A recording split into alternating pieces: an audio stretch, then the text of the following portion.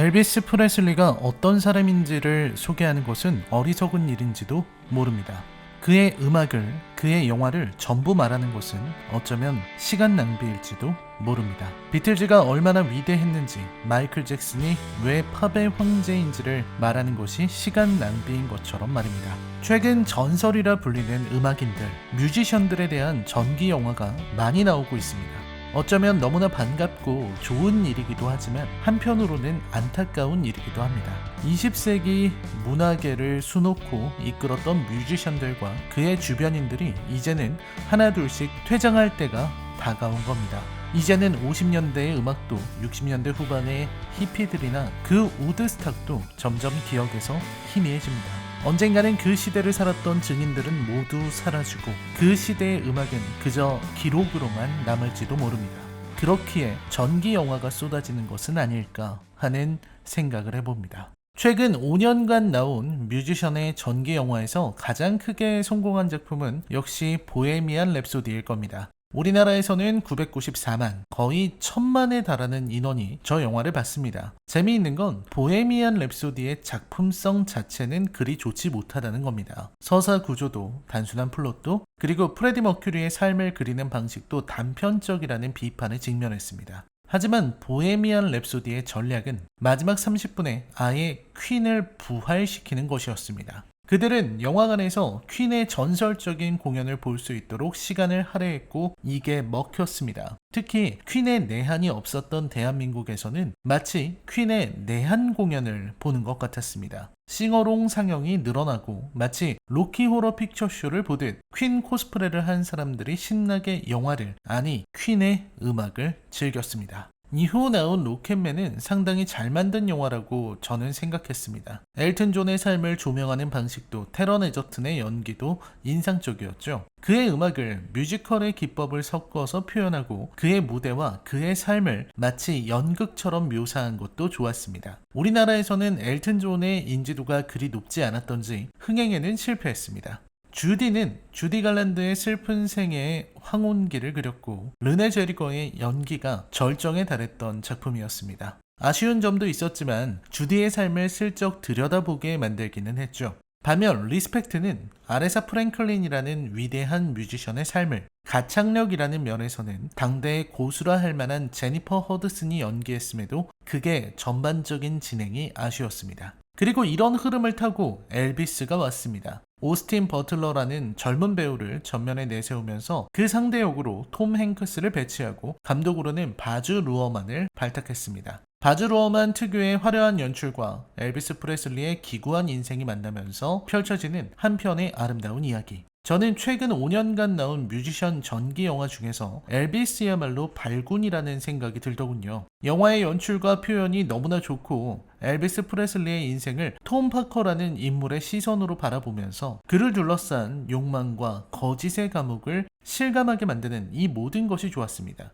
영화에 빠져서 엘비스의 노래를 찾고 그의 삶에 대한 다큐멘터리나 영상 자료, 그를 계속 찾아보게 만든다는 점만으로도 엘비스는 가치가 있습니다.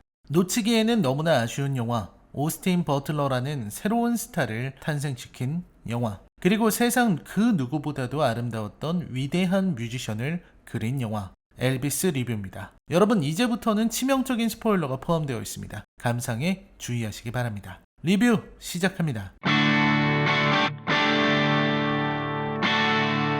영화 엘비스는 독특한 스타일을 지닌 작품입니다. 바즈 루어만 특유의 연출 스타일이 빛을 발한 작품이기도 하지만 그보다 더 중요한 건 바로 화자의 존재입니다. 이 영화는 엘비스라는 한 아티스트의 삶을 그의 곁에서 그의 인생을 좀먹었던 것으로 알려진 인물 톰 파커의 내레이션으로 시작합니다. 엘비스의 삶을 바라보는 증인이자 시선을 엘비스가 가장 증오하는 엘비스의 적으로 설정한 것이 이 영화의 결정적인 특징이라고 할 수 있을 겁니다. 영화 자체가 톰 파커의 시선으로 바라본 엘비스의 모습을 표현하는 것에 집중되어 있기 때문에 이 영화는 액자식 구성, 특히나 엘비스라는 인물이 하나의 프레임 안에 갇힌 것 같은 모습으로 표현됩니다. 이는 마치 엘비스라는 한 사람의 자유로운 영혼이 아티스트의 운명이 새 장에 갇힌 새처럼 보이게 되는 이유이기도 합니다. 단단한 새 장 안에서 아름다운 소리로 노래하는 화려한 깃털의 새. 당장이라도 하늘을 날아갈 수 있지만 그럴 수 없는 비참한 운명의 사나이. 영화는 엘비스의 어린 시절부터 보여줍니다. 불우한 어린 시절을 보낸 엘비스는 자연스럽게 흑인 이웃들과 어울렸고 마치 세례를 받듯 흑인 음악을 접합니다. 어린 시절에 접한 흑인 음악에는 소울이 그리고 관능적인 성적 뉘앙스가 마지막으로는 종교적 열광이 함께 있었습니다. 마치 영화가 당시의 흑인 소울 음악을 그렇게 정의하는 것 같았어요. 관능적이고 섹시하면서도 동시에 미칠 듯한 열광의 불길이 함께 하는 거죠. 흑인 가스펠 음악이 그렇듯 흑인 교회 부흥회의 열정적인 거의 접신에 가까운 격렬한 분위기는 흑인 음악의 중요한 토대이기도 하니까요. 그리고 엘비스는 정말로 그 안에서 신을 만납니다.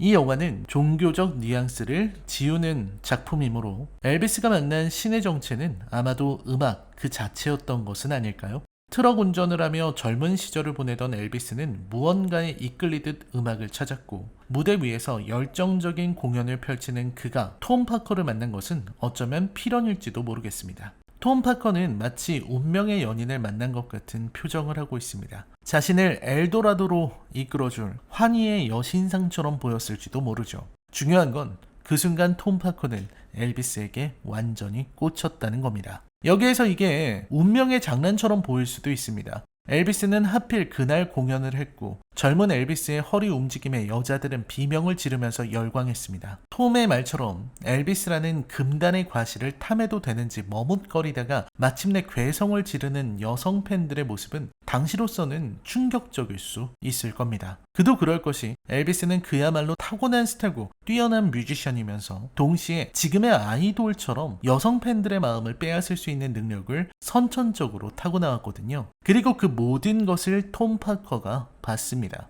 여기에서 하필 이 날이 아니었다면 하는 역사에서는 절대로 있을 수 없는 만에 하나를 가정할 수도 있지 않을까요? 이날 엘비스가 파커 대령과 만나지 않았다고 한다면 엘비스의 인생은 바뀌었을까 하는 질문을 던진다면 어떨까요? 저는 엘비스의 삶이 극적으로 바뀌지는 않았을 것이라고 생각합니다. 그렇게 생각하는 이유는 엘비스라는 사람의 속성 때문입니다. 이건 뒤에서 더 자세히 말하도록 하겠습니다. 화려한 퍼포먼스와 당시의 기준으로는 선정적으로까지 보였던 엘비스의 무대 매너는 여성들을 열광하게 만든다는 점에서 기존 보수주의자들의 반발을 샀습니다. 특히 엘비스가 활동하던 시기가 극단적인 인종차별의 시대라는 것을 생각해보면 더 심각한 일이었습니다. 당시의 보수적인 백인들은 여성이 대놓고 취향을 드러내는 것을 억압하려고 했고 백인이 흑인 음악을 하는 것을 질서를 혼란시키는 일이라고 했습니다. 그렇기에 영화 엘비스의 명장면이 나올 수 있었던 겁니다. 한쪽에서는 인종차별을 정당화하고 흑인에 대한 탄압을 더 집요하게 해야 한다는 식의 연설이 박수를 받고 다른 쪽에서는 엘비스의 음악이 열광적인 환호를 이끌어냅니다. 그때 나오는 음악이 바로 트러블이죠. 이 곡이 나오는 장면은 엘비스라는 인물을 정의하는 가장 중요한 지점입니다. 정부는 엘비스를 자기들 말 잘 듣는 장난감 정도로 만들고자 했습니다. 그렇기에 TV쇼에서 바보 같은 하운드독 장면이 나오게 된 겁니다. 하지만 엘비스는 길들인 사냥개가 아니라 야성을 지닌 들개 같은 남자죠. 트러블은 그 자체로 정치권에 대한 저항이자 아무런 이념도 비전도 없는 매니저 톰 파커에 대한 경고의 메시지입니다. 무대 위의 엘비스는 그 누구도 건드릴 수 없으며 무대 위에서 폭발시키는 그의 에너지는 결코 제어할 수 없는 폭탄 그 자체라는 걸 보여준 것이죠. 시대는 엘비스를 핍박합니다. 그리고 톰 파커 역시 엘비스를 세장에 가둬두려고 합니다. 하지만 그가 보이는 몸짓은 그의 음악적 배경이 되는 흑인 음악의 리듬은 곧 그가 세상으로 나가고자 했던 발버둥이자 그 누구도 막을 수 없는 예술혼 그 자체였습니다. 무대 위의 엘비스는 존재 그 자체만으로도 사람들을 열광시키는 살아있는 예술이니까요. 예술은 손에 쥘 수도 가둘 수도 없습니다. 그저 눈에, 귀에, 마음에 담아두는 것이 전부일 뿐. 이야기는 역사대로 흘러갑니다. 엘비스는 모범적인 이미지를 만들기 위해서 군에 입대하게 되고 그곳에서 사랑하는 사람을 만나죠. 이후 돌아온 엘비스는 시대의 흐름에 맞춰 잠시 음악을 잊고 영화를 만드는 일에 전념하게 됩니다. 물론 엘비스는 당대의 영화배우였던 제임스 딘처럼 좋은 영화를 만들겠다는 생각을 가졌던 모양이지만 엘비스의 유명세와 외모만으로 영화를 만들고자 했던, 정확히는 크게 한몫 챙길 생각밖에 없는 파커 대령과 주변에 몰려든 모기 같은 인간들에게는 어림도 없는 소리였죠. 엘비스는 거의 단조로울 정도로 수년의 시간을 수십 편의 영화를 만드는데 쓰게 됩니다. 영화적 완성도나 작품성을 떠나 상업적인 목적만이 가득한 작품들이었고, 자연스럽게 엘비스라는 연예인의 인지도는 떨어져 갑니다. 그리고 벌어들였던 엄청난 돈은 그야말로 물 흐르듯 사라지게 됩니다. 재미있는 건 엘비스와 같은 일이 이쪽 세계, 연예계에는 꽤 자주 보인다는 겁니다. 유명한 연예인이 유명세를 잃어가는 과정, 그의 뒤에 붙어서 그를 이용해서 자기 주머니를 챙기는 인간들, 그 때문에 연예인에게 쏟아지는 돈은 마치 폭포와도 같지만 정말 손에 쥘 수 있는 것은